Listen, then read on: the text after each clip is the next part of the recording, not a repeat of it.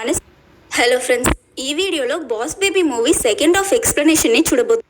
బేబీని ఇక్కడే వదిలేసి నువ్వు మాతో మా ఆఫీస్కి వస్తావా అని అడిగారు. ఇది విన్న బాస్ బేబీ అప్సెట్ అవుతాడు. కొంచెం సేపు ఆలోచించాక, వద్దు, నేను తమ్ముడితోనే ఉంటా, మీరిద్దరూ వర్క్కి వెళ్ళండి అని టిమ్ చెప్పాడు. వాళ్ళిద్దరూ వెళ్ళిపోయాక బాస్ బేబీ టిమ్ దగ్గర ఏం చెప్తాడంటే, కంగారు పడుకు, ఆ పప్పీ గురించి తెలుసుకున్నాక నేను వెళ్ళిపోతా, ఆ తరువాత నీ లైఫ్ ముందులానే మారిపోతుంది అన్నాడు. వీళ్ళిద్దరూ ఒక రూమ్ చూస్తారు. దాని లోపలికి ఆ కంపెనీ స్టాఫ్ తప్ప వేరే ఎవరు వెళ్ళకూడదని బోర్డు ఉంటుంది. ఆ డోర్ దగ్గర ఒక సెక్యూరిటీ గార్డ్ కూడా ఉంటాడు. ఆ రూమ్ లోనే మనకి కావాల్సిన ఇన్ఫర్మేషన్ దొరుకుతుందని చెప్పి టిమ్ బాస్ బేబీని ఒక పప్పీలా డ్రెస్ చేశాడు. ఆ రూమ్ పక్కనున్న పప్పీ డోర్ లో నుంచి బాస్ బేబీని లోపలికి వెళ్ళమంటాడు. దారిలో బాస్ బేబీని కొన్ని పప్పీస్ అడ్డగిస్తాయి. టిమ్ వాటిని డిస్ట్రాక్ట్ చేశాడు. ఈసారి బాస్ బేబీ రూమ్ లోపలికి వెళ్ళిపోతాడన్న టైంకి సరిగ్గా సెక్యూరిటీ అతన్ని పట్టుకుంటాడు. ఏం చేయాలో తెలియక భయంలో బాస్ బేబీ ఆ సెక్యూరిటీ మొఖంని పప్పీలా నాకేస్తాడు. సెక్యూరిటీ వదిలిన వెంటనే లోపలికి వెళ్లి టిమ్ కోసం డోర్ ఓపెన్ చేశాడు. వీళ్ళిద్దరూ అక్కడ నుంచి కంపెనీ డాక్యుమెంట్స్ ఉన్న రూమ్ లోపలికి వెళ్లారు. అక్కడ ఒక టేబుల్ మీద వీళ్ళకి కావాల్సిన ఫైల్ ఉంటుంది. మూవీస్ లో ఇలాంటి సిచ్యువేషన్ లో ఫైల్ తీస్తే మనం ట్రాప్ లో దొరికిపోతాం. వెయిట్ లోనే ఇంకో ఫైల్ అక్కడ పెట్టాలని ఆ ఫైల్ తీసేటప్పుడు ఇంకొక ఫైల్ అక్కడ పెడతారు. వీళ్ళకి ఫైల్ దొరికింది. వీళ్ళొచ్చిన మిషన్ సక్సెస్ అనుకుంటారు. కానీ టైం బాగాలేక బాస్ బేబీ సలైవా ఆ ఫైల్ మీద పడిపోతుంది. ఫైల్ వెయిట్ ఎక్కువ అవ్వడంతో అక్కడి ట్రాప్ స్టార్ట్ అవుతుంది. బాస్ బేబీ ఇంకా టిమ్ అక్కడ నుంచి పరిగెట్టడం వదిలేసి ఆ ట్రాప్ ఎలా ఎండ్ అవుతుందో చూడడానికి అక్కడే నిలబడి ఉంటారు. ఫైనలీ వీళ్ళ మీద ఒక పెద్ద కేజ్ వచ్చి పడుతుంది. వెంటనే ఫ్లోర్ ఓపెన్ అయి వీళ్ళిద్దరూ అక్కడ నుంచి బేస్మెంట్ లో ఉన్న చైర్స్ మీద పడి వాటిలో లాక్ అవుతారు. అక్కడ ఫ్రాన్సిస్ ఉంటాడు. వీళ్ళకి వెనక నుంచి పప్పీ డ్రెస్ వేసుకుని ఒక అతను వస్తాడు. ఇతని పేరు యూజిన్. ఇతను ఫ్రాన్సిస్ బ్రదర్. ఫ్రాన్సిస్ దగ్గర బేబీ కార్ పాసిఫైయర్ ఉండడం చూసిన బాస్ బేబీ ఇది నీ దగ్గరికి ఎలా వచ్చిందని అడిగాడు. నేనెవరో నీకు ఇంకా తెలియట్లేదా అని అతని వెనుకున్న ఒక పెద్ద ఫోటోని చూపించాడు. ఈ ఫ్రాన్సిస్ వేరే ఎవరో కాదు, బాస్ బేబీ రోల్ మోడల్. మీరిక్కడేం చేస్తున్నారు? మీరొక విల్లనా? అసలు ఎందుకు బేబీ కార్ప్ నుంచి రిటైర్ అయ్యారని వీళ్ళిద్దరూ అతన్ని చాలా క్వశ్చన్స్ అడుగుతారు. దానికి ఫ్రాన్సిస్ మీలా ఎక్కువ క్వశ్చన్స్ అడిగే పిల్లల్ని నేనేం చేస్తానో తెలుసా, వాళ్ళకి నా లైఫ్ స్టోరీ చెప్తా అని అతని కథ మొదలు పెట్టాడు. నేను అతి చిన్న వయసులోనే బేబీ కార్ప్ కి బాస్ అయ్యాను. అక్కడున్న వాళ్ళందరూ నా మీద చాలా ప్రేమ చూపించారు. అన్ని సరిగ్గా జరుగుతున్నప్పుడు సడన్ గా నేను పెరగడం మొదలు పెట్టాను. నాలో లాక్టేజ్ డెఫిషియన్సీ ఉండడం వల్ల ఆ స్పెషల్ ఫార్ములా నా మీద పనిచేయలేదు. ఈ విషయం తెలుసుకున్న బేబీ కార్ప్ బోర్డ్ మెంబర్స్ అందరూ నన్ను పనిలో నుంచి తీసేసి నా జాబ్ ఇంకొకరికి ఇచ్చారు. అందరూ నన్ను మర్చిపోయారు. ఆ తరువాత నా ఫార్ములా తీసుకుని నన్ను భూమికి పంపించేశారు. అందుకే నన్ను మోసం చేసిన బేబీ కార్ప్ ని అంతం చేయడానికి ఒక మాస్టర్ ప్లాన్ వేసా. అదే ఈ ఫార్ ఎవర్ పప్పీ. బేబీస్ పుట్టాక వాళ్ళకి వయసు అయిపోతుంది, కానీ ఈ ఫార్ ఎవర్ పప్పీ ఎప్పటికీ పప్పీలానే ఉంటుంది. ఈ పప్పీస్ ని ప్రపంచం మొత్తం లాంచ్ చేయబోతున్నా. వీటి క్యూట్నెస్ చూసాక మనుషులు బేబీస్ ని మర్చిపోతారు. ఎప్పటికీ ఇవెలా పప్పీస్ లానే ఉంటాయి, అది ఇంపాసిబుల్ అని బాస్ బేబీ చెప్తాడు.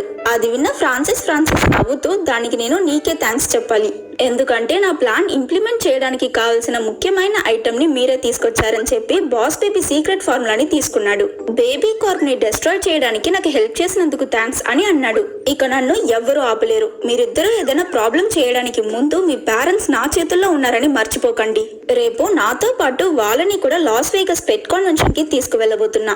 అప్పుడు టిమ్, మా పేరెంట్స్ మమ్మల్ని ఒంటరిగా వదిలేసి వెళ్లరని చెప్పాడు. అందుకే మిమ్మల్ని చూసుకోవడానికి పపికో నుంచి ఒక సర్టిఫైడ్ బేబీ సిటర్ ని పంపించబోతున్నా అని యూజిన్ ని లేడీ గెటప్ లో చూపిస్తాడు. నెక్స్ట్ డే టిమ్ పేరెంట్స్ వీళ్ళిద్దరిని యూజిన్ వదిలేసి ఫ్రాన్సిస్ తో లాస్ వేగస్ కి బయలుదేరారు. వీళ్ళిద్దరూ ఫ్రాన్సిస్ ఎలా అయినా ఆపాలని ప్లాన్ చేస్తున్నప్పుడు బాస్ బేబీ ఒరిజినల్ బేబీలా నడుచుకోవడం మొదలు పెట్టాడు. కొంచెం సేపు తరువాత నార్మల్ అయ్యాక అతని సీక్రెట్ ఫార్ములా తాగకపోవడం వల్లే ఇలా జరుగుతుందని చెప్పాడు. ముందు యూజిన్ దగ్గర నుంచి తప్పించుకోవడానికి టిమ్ ఒక ఐడియా చెప్తాడు. చేతికి దొరికిన ఫుడ్ ఐటమ్స్ అన్ని వాక్యూమ్ క్లీనర్ లో మిక్స్ చేస్తాడు. ఆ తర్వాత టిమ్ యూజిన్ ని కలిసి బాస్ బేబీకి ఒంట్లో బాగాలేకుండా పోయి వామిట్ చేస్తున్నాడని చెప్పి అతన్ని డిస్ట్రాక్ట్ చేశాడు. ఆ ఛాన్స్ యూజ్ చేసి బాస్ బేబీ యూజిన్ ని బాత్రూమ్ లో లాక్ చేసేస్తాడు. వీళ్ళిద్దరూ టిమ్ సైకిల్లో అక్కడి నుంచి ఎయిర్పోర్ట్ కి బయలుదేరారు. వెనకాలే యూజిన్ కూడా వీళ్ళని ఫాలో చేస్తున్నాడు. అప్పుడు బాస్ బేబీ అతని టీమ్ ని హెల్ప్ కి పిలిచాడు. వాళ్ళ ఐదుగురు వాళ్ళ వెహికల్ లో వచ్చి యూజిన్ ని ఆపడానికి ప్రయత్నిస్తారు. ఇంకోవైపు టిమ్ సైకిల్లో ఉన్న ట్రైనింగ్ వీల్స్ ఇరిగిపోతాయి. అవి లేకుండా టిమ్ సైకిల్ తొక్కలేడు. అప్పుడు బాస్ బేబీ టిమ్ దగ్గర ఏం చెప్తాడంటే, భయపడకు టిమ్, నువ్వు తలుచుకుంటే ఇది ఖచ్చితంగా చేయగలవు, కాన్సన్ట్రేట్ చేయి అని అతన్ని మోటివేట్ చేస్తాడు. వీళ్ళిద్దరూ ఒక బైక్ అడ్వెంచర్ చేస్తున్నట్టు టిమ్ ఇమాజిన్ చేసుకుని ఒక పెద్ద స్టంట్ చేశాడు.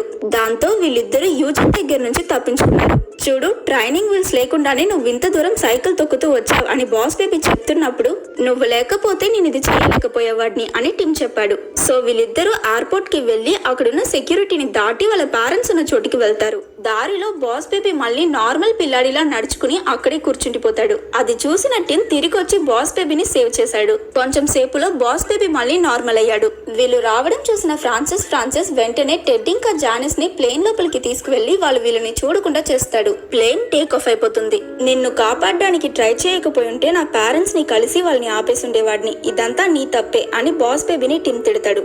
అందరిలానే నువ్వు సైకిల్ తొక్కడం నేర్చుకుని ఉంటే మనం ఎప్పుడో ఎయిర్పోర్ట్ ని రీచ్ అయి ఉండేవాళ్ళం. ఇక నేను ఆ పెట్ కాన్వెన్షన్ ని ఆపలేను. ఇదంతా నీ తప్పని బాస్ బేబీ చెప్తాడు. ఇప్పుడు కూడా నువ్వు బిజినెస్ గురించి ఆలోచిస్తున్నా. ఫ్రాన్సిస్ దగ్గర నా పేరెంట్స్ ఉన్నారు. అతను వాళ్ళని ఏమైనా చేసేస్తాడు. నిజానికి నువ్వు రాకముందు నా లైఫ్ పర్ఫెక్ట్ గా ఉండేది అని టిమ్ అన్నాడు. దానికి బాస్ బేబీ నేను అదే చెప్తున్నాను, నేను కలవాలనుకోలేదు అని అన్నాడు. దాంతో టిమ్ కోపంలో అసలు నువ్వు పుట్టకపోయి ఉంటేనే బాగుండేది అని చెప్తాడు. అది విన్న బాస్ బేబీ బాధపడుతూ అక్కడి నుంచి వెళ్లిపోతాడు. టిమ్ కి ఏం చేయాలో తెలియక అక్కడే కూర్చుని ఏడుస్తాడు. ఇలా చాలా సేపు గడిచిపోతుంది. బాస్ బేబీ టిమ్ పక్కనున్న ల్యాండ్ లైన్ కి ఫోన్ చేసి అతని దగ్గర ఏం చెప్తాడంటే, నేను పుట్టలేదు టిమ్, నన్ను జాబ్ కోసం హైర్ చేశారు. నీకు నీ ఫ్యామిలీ ఎలాగో నాకు బేబీ కార్ప్ అలా. నాకు నా కంపెనీ చాలా ఇంపార్టెంట్. ఆ రెండింటిని కాపాడడానికి ఫ్రాన్సిస్ ని ఆపడం ఒక్కటే దారి. అది చెయ్యడానికి నాకు నీ హెల్ప్ కావాలి అని టిమ్ ని కన్విన్స్ చేస్తాడు. వీళ్ళిద్దరూ లాస్ వేగస్ కి వెళ్తున్న ప్లేన్ లో ఎవరికీ తెలియకుండా దొంగతనంగా ఎక్కి ఫస్ట్ క్లాస్ కి వెళ్లి కూర్చుంటారు. అక్కడికి వచ్చిన ఆరోస్టర్స్ దగ్గర వీళ్ళిద్దరూ ఈ ప్లేన్ కెప్టెన్ పిల్లలమని అబద్ధం చెప్తారు. బాస్ బేబీకి చైల్డ్హుడ్ మెమరీస్ లేవు కాబట్టి టిమ్ అతనికి ఆడుకోవడం ఎలా అని నేర్పిస్తాడు. వీళ్ళిద్దరూ ఒక షిప్ లో పైరట్స్ తో ఫైట్ చేస్తున్నట్టు ఊహించుకుంటారు. ఆ ఇమాజినేషన్ లో వీళ్ళిద్దరూ కలిసి అక్కడున్న వాళ్ళతో ఫైట్ చేసి విన్ చేస్తారు. వీళ్ళతో పాటు యూజిన్ కూడా అదే ప్లేన్ లోనే ఉన్నాడు. లాస్ వేగస్ ని చేరుకున్నాక ఎయిర్పోర్ట్ బయట ఉన్న కొంతమంది అమ్మాయిల దగ్గర బాస్ బేబీకి ఒంట్లో బాలేదని ఒక డ్రామా చేసి వీళ్ళని పెట్ కాన్వెన్షన్ జరిగే చోట్లో డ్రాప్ చేయమని అడుగుతారు. అక్కడ పప్పీకో ఎక్కడుందని టిమ్ మ్యాప్ లో చూస్తున్నప్పుడు బాస్ బేబీ మళ్ళీ పిల్లాడ్లా బిహేవ్ చేసి అక్కడి నుంచి వెళ్ళిపోతాడు. యూజిన్ వీళ్ళిద్దరిని ఫాలో అవుతూ ఇక్కడికి కూడా వచ్చేసాడు. అతన్ని చూసిన టిమ్ బాస్ బేబీతో అక్కడి నుంచి పరిగెట్టాడు. ఇంకోవైపు ఫ్రాన్సిస్ టెడ్ ఇంకా జానిస్ తో ఫార్ ఎవర్ పప్పీని ప్రజలకి ఇంట్రొడ్యూస్ చేశాడు. దాన్ని చూడగానే అక్కడున్న వాళ్ళంతా చాలా ఎక్సైట్ అవుతారు. అప్పుడు క్రౌడ్ లో యూజిన్ ఇంకా పిల్లల్ని చూసిన ఫ్రాన్సిస్ మీరు ఇక్కడ ఏం చేస్తున్నారని షాక్ అవుతాడు. టెడ్ ఇంకా జానిస్ కి టిమ్ ఇంకా బాస్ బేబీ లాస్ వేగస్ కి ఎలా వచ్చారో అర్థం కాదు. వీళ్ళకి సిచ్యువేషన్ అర్థమయ్యే లోపు ఫ్రాన్సిస్ వీళ్ళిద్దరిని ఒక బాక్స్ లో లాక్ చేసి అక్కడ నుంచి బ్యాక్ స్టేజ్ కి తీసుకువెళ్ళిపోతాడు. అది చూసిన బాస్ బేబీ బ్యాక్ స్టేజ్ కి వెళ్లాలని టిమ్ దగ్గర చెప్తాడు. వీళ్ళిద్దరూ అక్కడున్న టనల్ లో నుంచి బ్యాక్ స్టేజ్ కి వెళ్లాలనుకున్నారు. యూజిన్ వీళ్ళని పట్టుకోవడానికి వెనకాలే వస్తాడు. వీళ్ళు మీదకు వెళ్ళాక అతను వస్తున్న ట్యూబ్ ని డైవర్ట్ చేసి యూజిన్ ని కిందకు తోసేస్తారు.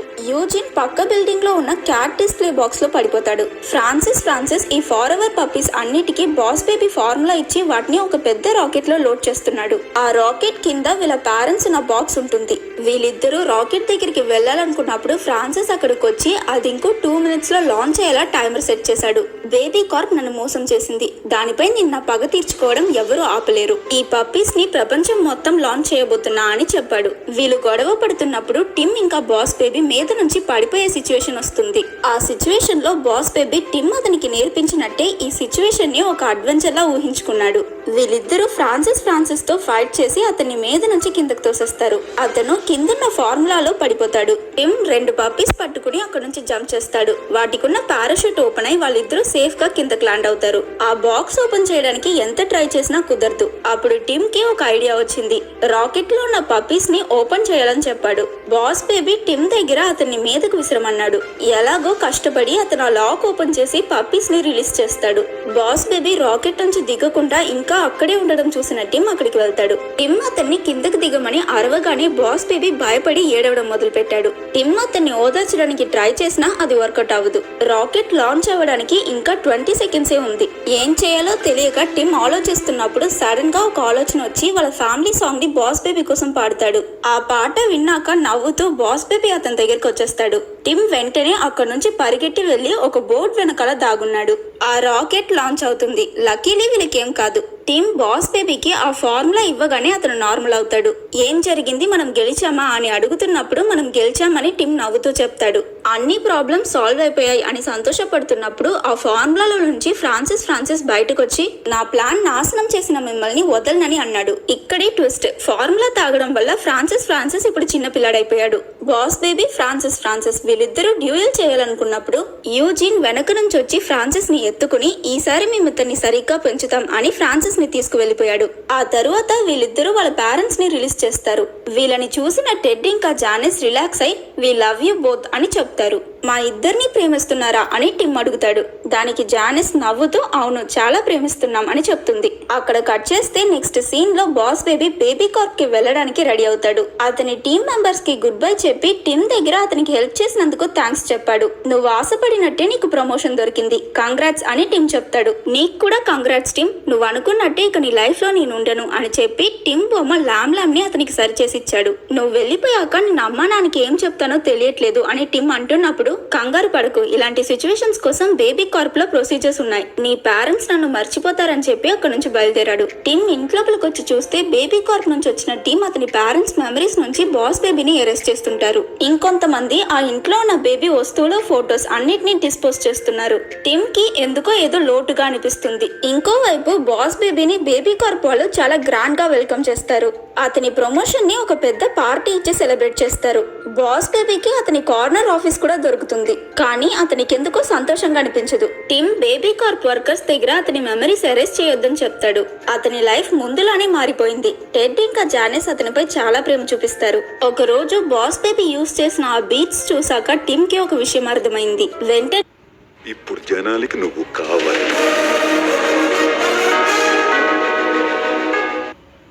ఒక పేపర్ తీసి ఏదో రాయడం మొదలు పెట్టాడు. ఇక్కడ కార్నర్ ఆఫీస్ లో ఉన్న బాస్ బేబీని చూపిస్తారు. ఆ టెస్టింగ్ మిషన్ లో ఫ్యామిలీకి సెలెక్ట్ అయ్యే బేబీస్ ని ఆశతో చూసి బాధపడతాడు. టిమ్ అతనికి నేర్పించినట్టే ఆడుకోవడానికి ట్రై చేస్తున్నప్పుడు అతనికి ఒక మెయిల్ వచ్చింది. దాన్ని పంపించింది వేరే ఎవరో కాదు, టిమ్. అతను అందులో ఏం రాసుంటాడంటే డియర్ బాస్ బేబీ, లెటర్ రాయడం ఎంత ఇంపార్టెంటో నాకు ఇప్పుడే అర్థమైంది. ఒకవేళ నువ్వు చెప్పినట్టే అమ్మా నాన్న దగ్గర మన ఇద్దరికి సరిపోయే ప్రేమ లేకపోతే అప్పుడు మొత్తం లవ్ ని నేను నీకే ఇచ్చేస్తా అని అందులో ఉంటుంది.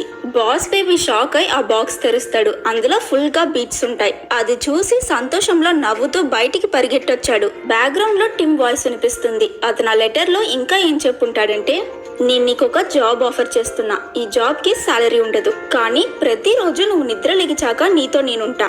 నీ ప్రతి బర్త్డే క్రిస్మస్ కి నీతో నేనుంటా.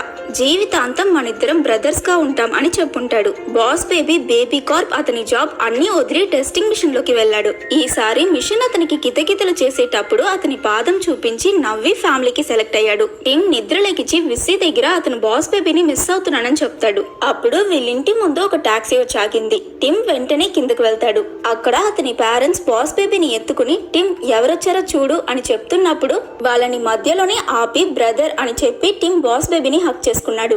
అఫ్ కోర్స్ బాస్ బేబీకి ఏవి గుర్తుండవు. అతను ఇప్పుడు ఒక నార్మల్ పిల్లాడిలా ఇక్కడికి వచ్చున్నాడు. నీ బ్రదర్ పేరు థియోడోర్ లిన్సీ టెంపుల్టన్ అని టెడ్ చెప్తాడు. సో ఇలా వీళ్ళు నలుగురు ఒక హ్యాపీ ఫ్యామిలీ అయ్యారు. ఇంతసేపు ఈ కథని టిమ్ అతని కూతురికి చెప్పాడు. మీరు చెప్పిందంతా నిజమా డాడీ అని తను అడుగుతుంది. నాకు మా కథ అలానే గుర్తుందమ్మా అని టిమ్ చెప్పాడు. వీళ్ళిద్దరితో బాస్ బేబీ కూడా ఉంటాడు.